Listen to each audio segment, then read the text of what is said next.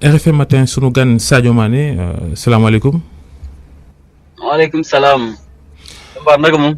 waaw ça va but bi garaaw na bërki démb samedi contre Aston Villa corner bi nga jëli ko sa bopp cos ko mu dugg deuxième poteau. non may naa leen ko ci profil sénégalais yoo xamante ni bu may joué amuñu jàmm macha allah ñoom laa ko may quoi honnêtement. oui parce que yow booy football Liverpool mais samedi bi nga dugalee deuxième bi dafa mel ni Sénégal moo dugal quoi ñëpp di tëb di yuuxu loolu noo ko gisee. si loolu laa dégg quoi parce que après match bi dama déggoon sama gàlle ñu ne ma fii moom mu ngi toj parce que bi nga dugalee bii moom Sénégal mel ni Sénégal mooy joué parce que loolu moom kay macha allah loolu moom kay day tax na ma gën a fas jom pour ñoom. C'était vraiment pas évident. On a été mené un but à 0 en première mi-temps et je crois qu'en première mi-temps on n'a pas joué comme il fallait, donc on a été puni. Mais bon, on a essayé de continuer. En deuxième mi-temps, on est revenu, on a poussé ensemble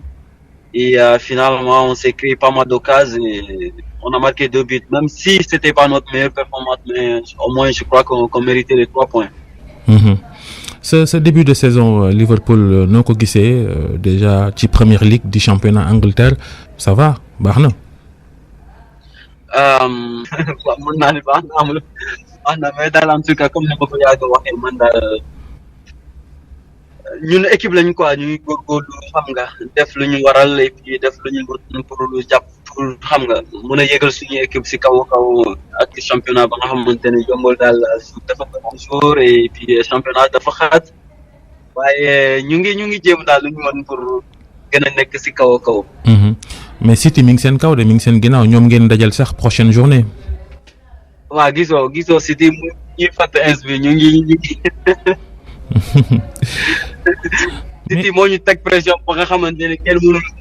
nooy ins bi nii. de toute façon comme dañuy jouer samedi dimanche prochain incha allah xam naa yàlla bu ñu jàppalee ñu gagné leen xam naa dinañ xaw a. waaw. ñoom ñoo jël deuxième fi ñu toll mais vous faites ce début de saison là alors que vous avez eu très peu de vacances il y a eu la CAN vous êtes très peu reposé hein. Ouais, c'est vrai que entre les deux saisons je n'ai pas eu beaucoup de repos mais vous savez la fatigue des fois c'est dans la tête psychologiquement moi je ne me fais pas de soucis à ce niveau tant que je peux aider mon club ou ma sélection à progresser je mets de côté beaucoup de facteurs en fait. ñetti at a ngi nii nga nekk Liverpool bi ñu lay transféré foofu am na supporters yu demoon ci réseaux sociaux yi sax naan mais joueur bi luñ koy doyee mais tey jii ñoom changé nañ gis-gis ci yow. si loolu mënut a ñàkk comme surtout football bu ñu nekk da ngay wax sa xalaat quoi maa ngi fàttaliku et puis comme ma ko yàgg waxee ñun ñëpp ay jeunes lañu te ñun ñëpp ñu ngi si réseaux sociaux yi gisoon naa ko mais bon comme ni ma ko waxee man daal du ma si focaliser de trop parce que. ñoom seen xalaat la ñu doo xamante ne mooy dëgg de toute façon maa ngi ne alhamdulilah yàlla bu weesu ko jàppale maa ngi def li mu mën si équipe yi donc xam naa loolu moo ëpp solo quoi. mais public bi léegi ànd nañoo ak yow Sadio Mané rek la ñuy wax sa digganteeg sa farandoo yi ñi nga bokkal équipe ak sa coach Jürgen Klopp. non samay coéquipier macha allah maa ngi am relation bu baax ak ñoom ñëpp jaam lañu sekki puis loolu moom xam naa dafa baax si te coach bi tamit comme ni ma ko yàgg waxee moom comme suñu papa la daal moom saa su ne mu ngi ñuy gën a motiver xam nga di dooleel xam nga gën a jàppale équipe bi supporters yi aussi xam naa léegi moom changé nañu avis tout non forcément changé Vos relations avec Mohamed Salah est-ce qu'elles sont bonnes ou vous faites semblant tous les deux? Non, c'est pas une question de faire semblant. Je crois que je suis pas du genre à faire semblant. Comme je l'ai dit, moi je suis quelqu'un j'essaie d'être très très très honnête et j'essaie de faire toutes les choses naturellement et je crois que ça se voit. Chaque chose ça vient naturellement et c'est pas une chose qui s'efforce sur moi ou j'essaie de faire semblant. Je crois que c'est pas bien. Comme je l'ai dit, il y a des choses qui peuvent arriver sur le terrain et ou en dehors du terrain, ça c'est quand on vit ensemble et surtout quand on vit tous les jours, ça arrive, mais c'est quelqu'un que j'aime bien et que je respecte et on a de très bonnes relations sur le terrain ou en dehors du terrain. N'empêche, si les choses ne vont pas bien, qu'on se dise les choses et après ça passe. C'est ça la vie en fait. léegi ñëpp a ngi xaar nag Ballon d'Or France Football bi nga xam ni war nañ ko joxe fii léegi at bi di jeex ndax am nga yaakaar jël Ballon d'Or France Football. Bon Ballon d'Or moom comme ni ma ko waxee footballeur yëpp bu nekk si àdduna bi xam naa ñoom mooy suñu rêve maanaam xam naa ni ins bi bon mën naa ni dinaa ko jël wala duma ko jël daal de toute façon am na ñoo xamante ni ñoo si nekk quoi ñooy xool li bu leen doy rek après ñu jox ko de toute façon buñ ma ko joxee rek dinaa sant yàlla après continuer buñ ma ko joxul aussi dinaa sant yàlla gën a dolli liggéey bi xam nga mën a am ëllëg incha allah. mais déjà UEFA bi muy joxe meilleur joueur am FIFA tamit tànn meilleur joueur am ñu tànn ñeneen am na ci ñu ko mettitlu trop yow da nga koy mettitlu xam na am nga lu la ci metti tamit non. non man daal dara méttiwuma xam nga rek loo xamante ni comme ni ma ko waxee rek am na joueur yoo xamante ni tamit def nañu saison bu baax macha allah et puis ku nekk da ngay def ci choix ku la doyul quoi ñu ne ñoom ñoo leen di doy après ñu nommé leen de toute façon man loolu signal la ba nga xamante ni comme boo ma nee Sadio gën a góorgóorlu xam nga noonu laa ko jàppee quoi de toute façon mais defe naa ñoom tamit mérité nañ ko parce que def nañ saison bu baax macha allah donc man daal damay gën a góorgóorlu nekk ci année prochaine. Vous savez, c'est tous les footballeurs rêvent du Ballon d'Or. Comme je l'ai dit, je ne suis pas une exception et il y a beaucoup de noms qui reviennent, mais comme je l'ai toujours dit, je laisse les choix aux différents jurys qui vont prendre la décision finale. ku ci mel ni Van Dijk sa défenseur de Liverpool boobu sa waay la moom it jàpp nga ni ci défenseur yi gën a am solo ci àdduna fi ñu toll. si moom macha allah défenseur Virgil moom sama xarit la ci biti wala ci biir terrain donc bi ma ko gagné moom bett ma parce que daaw moom moo fi nekkoon macha allah moom saison bu mu def macha allah saison bu rëy la te yaakaar na ne du man kese àdduna ñëpp d'accord ne ni moom mérité na loolu quoi. bu dee Ballon d'Or Afrique bi nag moom xanaa bii yoon nag xanaa. jàpp nga ni ñëpp jàpp nañ ni yow lay doon.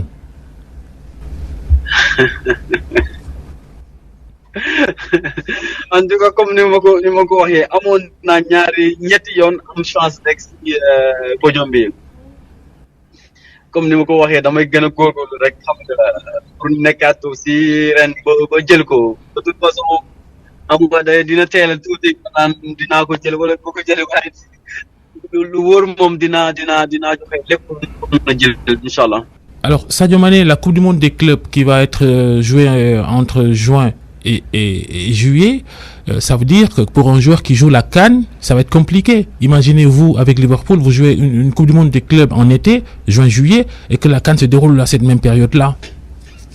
Ouais, je crois que ça c'est vraiment moi je dirais plutôt que c'est vraiment horrible. C'est vraiment horrible en fait. Le monde, je dirais plutôt que c'est horrible, c'est pas possible. On peut pas jouer la CAN en 2021 et aussi il faut décaler la Coupe du monde des clubs. Je crois que c'est de toute façon on sait que voilà on va être là pour notre nation qui aura besoin de moi, donc c'est ça que j'ai à dire. Vous allez choisir le Sénégal dans ce cas de figure si la Coupe du monde des clubs se joue à la même période que la CAN, c'est ça? Bien sûr que je vais choisir mon pays, même si je veux faire mes mains, donc ça, il n'y a même pas de débat, ça c'est clair. Après le reste, ils vont s'occuper de ça. En tout cas ñu ngi lay xaar Sénégal fan yi di ñëw ndax Aliou Cissé génne na liste joueurs yi mu tànn ngir ñu football ak Congo ci Stade Lat Dior de Thiès après bu ñu fa jógee dem Eswatini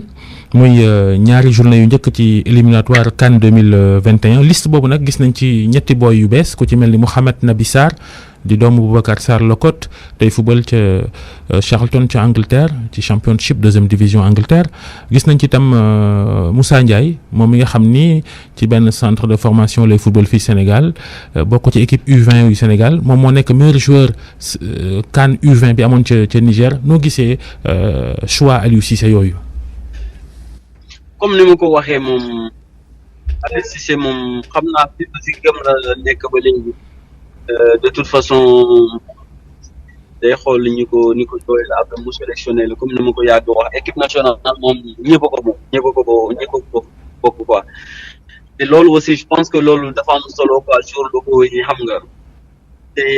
bëri naa jour locaux yoo xamante ni Sénégal te mën nañ football trop de toute façon xam nga je pense que Aliou Cissé nu mu su fekkee koo xamante comme le cas de comment il s'appelle Moussa Ndiaye aussi je crois que c'est vraiment une bonne chose donc ça permettra ñeneen joueurs yu xam nga gën a góorgóorlu rek xam ne ni football moom noonu la quoi. yàlla baax na de toute façon bu ñu góorgóorlu rek xam nga bu ñëwee sélection moom dinañ ni accueillir comme ni ñu leen war a xam nga pour ñu booloo xam nga ñun ñëpp def ko war a def pour Sénégal am ndam. Coupe d'Afrique bi xam nga léegi football luñ ko janvier ay juin juillet lañ koy footballé yow loolu noo ko gisee. bon comme ni ma ko waxee daal loolu moom du ñun ñoo koy décider ñun daal ay jours lañu quoi ñoom tamit loolu mooy seen liggéey xam naa dañuy def loo xamante ni moo leen doyul quoi comme ni ma ko waxee été aussi ko am na ñoo xamante bon si période vacances tamit de toute façon Sénégal suñu dëkk jaral nañu ko ñu bàyyi suñu vacances ñëw def te aussi janvier aussi bon des fois day compliqué si club wala si jour xam nga parce que am na ñoo xamante ni c'est pas évident am na ñoo xamante ni seen club dañuy am problème loolu ak quel jour aussi dañuy perdre seen place en tout cas man personnellement moom ànd naa si quoi si été moom amul problème loolu moom ça me va. Sénégal Coupe d'Afrique 2021 bi war a am Cameroun yow noo ko gisee final nañ bu 2019 2021 jël ko moo des non.